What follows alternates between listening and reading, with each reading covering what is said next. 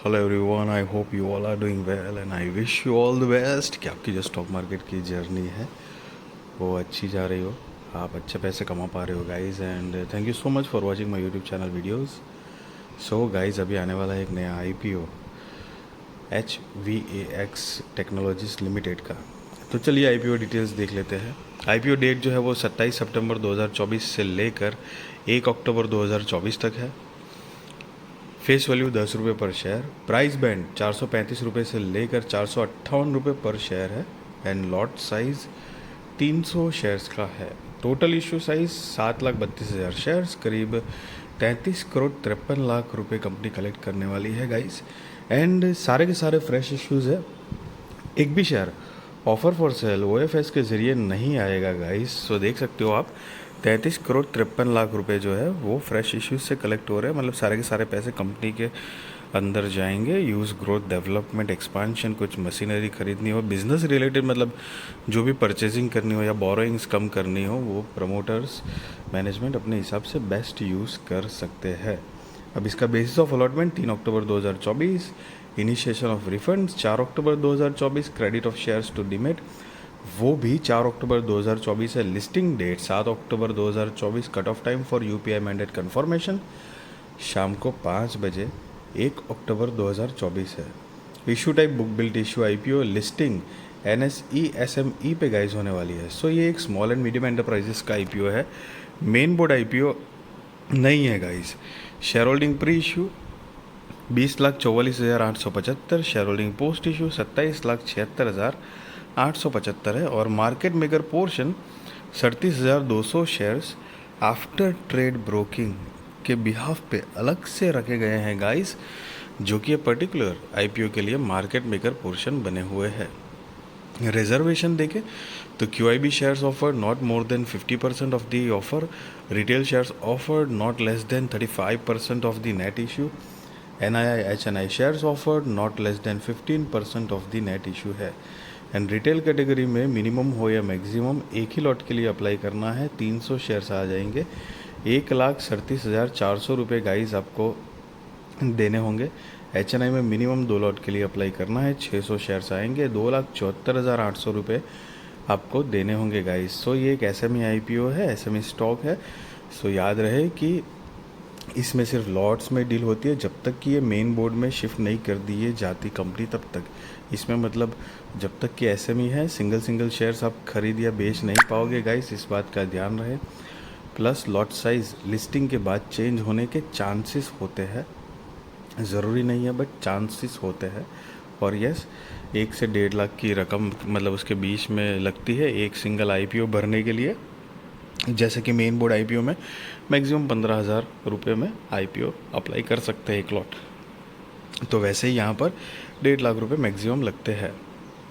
Promoters Nirbhayan Rayan Singh and Prayag Dutt Mishra, जो कि company के प्रमोटर्स है। शेयर होल्डिंग प्री इशू 90.50% है। शेयर होल्डिंग पोस्ट इशू 66.65% है। एंड गाइज, यहाँ पर एक अच्छी बात है कि इसमें एंकर इन्वेस्टर्स भी इन्वॉल्व है। सो पहले उसकी डिटेल्स देखते हैं। तो कि बीड डेट 26 सितंबर 2024, शेयर्स जो ऑफर करे गए हैं 2,07,000। एंकर पोर्शन साइज जो है वो 9 crore 48 lakh. Anchor lock in period end date for 50% shares 30 days 2 November 2024। Anchor lock in period end date for remaining shares 90 days 1 जनवरी 2025 है गाइस। सो बेसिकली जब भी किसी भी मतलब IPO में एंकर इन्वेस्टर्स जैसे भी इन्वॉल्व होते हैं तो एक पॉजिटिव माना जाता है। ग्रे मार्केट प्रीमियम बढ़ने के चांसेस होते हैं गाइस। एंड मार्केट जो है वो अप ट्रेंड में है। आपने आज भी देखा होगा कि निफ्टी की एक्सपायरी है, लेकिन आज भी मार्केट ने एक नया हाई लगाया है और इसी तरह मार्केट चल रहा है अप ट्रेंड में है। तो लिस्टिंग गेन के भी चांसेस होते हैं। बट मेरा ओपिनियन, मेरा पॉइंट ऑफ व्यू अगर आपके साथ शेयर करूं तो गाइस, कभी भी IPO हो या स्टॉक हो, कभी भी कोई बड़ा इन्वेस्टर्स है या ऐसा एंकर इन्वेस्टर है या कोई बड़ी इंस्टीट्यूशन है, मतलब आपको जैसे न्यूज़ नहीं आती है कि इसने इतने का माल खरीद लिया, ये वो फलाना ढिमकाना स्टॉक का।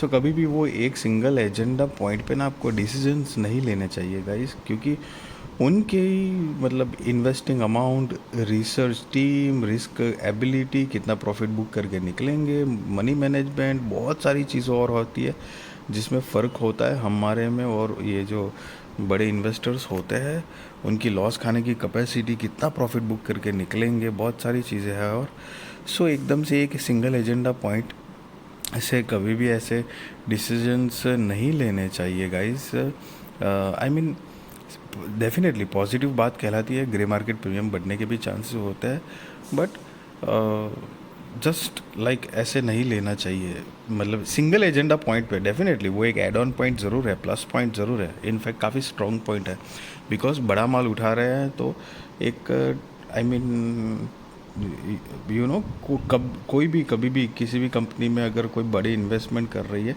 तो लॉजिकल ये बात ये हो जाती है कि हाँ उस बंदे को मतलब या कोई भी इंस्टीट्यूशंस है उनको वो कंपनी में पर्टिकुलरली इन फ्यूचरिस्टिक वे एक पोटेंशियल, हाई स्ट्रेंथ पोटेंशियल दिख रहा है और उस वजह से, और बाकी भी दूसरे फैक्टर होते हैं, तो उस हिसाब से अगर देखें तो एक एक स्पाइक एंड स्ट्राइक वाली चीज़ होती है guys. So these are some points but you have to keep in mind that. लेकिन साथ में अगर जैसे देखें तो हाँ डेफिनेटली ग्रे मार्केट प्रीमियम बढ़ने के चांसेस होते हैं गाइस। अब अगर कंपनी के बिजनेस की ब्रीफ आइडिया ले तो 2010 से एस्टेब्लिश्ड है HVAX technologies limited provides turnkey engineering, procurement and execution of controlled environment and clean room infrastructure design, engineering and consulting services to pharmaceutical and health care companies. The company supplies the following products manufactured by third parties, that is clean room wall panels, clean room ceiling panels, covings, riser panels, clean room doors, flooring system, pass boxes, air showers, LTST electrical panels, prefabricated galvanized iron ducts, air handling units, chillers, building management systems, equipment, utilities, generation and distribution equipment. The company customer includes pharmaceutical companies, chemical companies, hospital, healthcare and FMCG companies. और company ने अभी तक करीब 200 projects complete किए हैं in India and in 15 countries, namely Algeria, Ethiopia, the United Arab Emirates, Ghana, Kenya, Nepal, New Zealand, Nigeria, Saudi Arabia, Sri Lanka, South Africa, Tanzania, Uganda and Zimbabwe. Further, the company has executed 53 projects, 48 projects and 52 projects in FY 24, 23, 22 respectively. और साथ में कुछ company की कमाई दिखाई गई है, हालांकि वो तो हम अब देखेंगे ही आगे, मतलब फुल फ्लेजेड। और साथ में कंपनी की कुछ कॉम्पिटिटिव स्ट्रेंथ है कि मतलब consisting implementation expertise, experience promoter and experience management team, visible growth thanks to solid order backlog, strong and consistent financial performance supported by a solid internal control and risk management systems. से ये कुछ competitive strength है। और 31 अगस्त 2024 के according company के पास total 125 permanent employees की team है, जो कि उसमें से 21 टेम्पररी है एंड एजेंसी वर्कर्स है, बाकी अलग अलग डिपार्टमेंट में काम करते हैं गाइस। सो अगर अब कंपनी का फाइनेंशियल्स देखें, सो यहाँ पर 31 मार्च 2022, 23 और 24 के फाइनेंशियल्स दिए गए हैं गाइस। ये सारे फिगर लैक्स में है, मैं आपको करोड़ में कन्वर्ट करके बताऊँगा। तो चलिए देखते हैं 2-3 साल में कंपनी ने क्या प्रोग्रेस किया है। सो असेट जो है वो 31 मार्च 2022 के अकॉर्डिंग 53 करोड़ 86 लाख रुपए के आसपास थी, जो कि 31 मार्च 2024 में बढ़कर 63 करोड़ 66 लाख रुपए के आसपास हुई है। रेवेन्यू 68 करोड़ 79 लाख रुपए से बढ़कर 107 करोड़ 46 लाख रुपए के आसपास हुई है। Profit after tax 4 crore 18 lakh रुपए से बढ़कर 9 करोड़ 39 लाख रुपए के आसपास हुई है। नेटवर्थ 12 करोड़ रुपए से बढ़कर 30 करोड़ 59 लाख रुपए के आसपास हुई है। Reserves and surplus 11 crore 38 lakh रुपए से बढ़कर 29 करोड़ 91 लाख रुपए के आसपास। टोटल बोरोइंग्स 10 करोड़ 10 लाख रुपए से बढ़कर 24 करोड़ 37 लाख रुपए के आसपास हुई है। सो गाइज आप नीचे देख भी सकते हो, अमाउंट इन लैक्स लिखा हुआ है। एंड गाइज यहाँ पर अगर कंपनी के फाइनेंशियल्स को थोड़ा ब्रीफ और ज़्यादा करें तो रेवेन्यू देखो बढ़ रही है, प्रॉफिट भी बढ़ रहा है, नेटवर्थ, रिजर्व्स एंड सरप्लस सारी चीज़ें ग्रोइंग मोड में है। साथ में कंपनी की बोरिंग्स भी बढ़ी है, एक डिसेंट लेवल में मतलब कंपनी का परफॉर्मेंस है, जो ग्रेजुअल परफॉर्मेंस होता है, एकदम से आउटस्टैंडिंग भी नहीं है और ना ही ख़राब है। सो देखते हैं आगे कंपनी मतलब बोरिंग्स जो है उसका कितना बढ़िया तरीके से अपने बिजनेस को ग्रोथ देने में यूज़ कर पा रही है, that is the main thing. और अगर कंपनी का मार्केट कैप देखें तो 127 करोड़ रुपए के आसपास का मार्केट कैप है जस्ट। तो ऐसे में कंपनी का मार्केट कैप इसी तरह का होता है इन जनरली। अब R O 39.29%, R O C 25.17%, debt to equity 0.8, R O N W 30.69%, PBV 3.06 and PAT margin 8.85% है। EPS pre IPO 49.92%, post IPO 33.82, PX pre IPO 9.97, post IPO 13.54। और ये जो नोट देख रहे हो वो बेसिकली उन्होंने EPS pre IPO and post IPO कैसे कैलकुलेट किया है उसके बारे में गाइस बताया हुआ है। अब अगर कंपनी का ऑब्जेक्ट ऑफ इश्यू देखें मतलब IPO लाने के रीजंस क्या है, तो यहाँ पर मेजरली 2 रीजंस दिए हैं, funding the working capital requirements and general corporate purpose.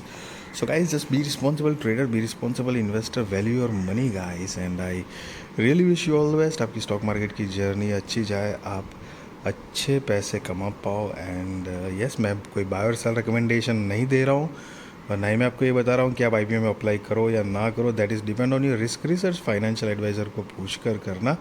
Company की वैसे बात करें तो देखो प्रोफाइल ठीक है, डिसेंट है, SME कंपनी है, ये बात ध्यान रहे। और यस गाइस की एंकर इन्वेस्टर इन्वॉल्व है, ये प्लस पॉइंट है। साथ में फाइनेंशियल्स भी एक ठीक ठाक डिसेंट है, वो भी एक एड ऑन पॉइंट ही है, मतलब नेगेटिव तो कम से कम नहीं है।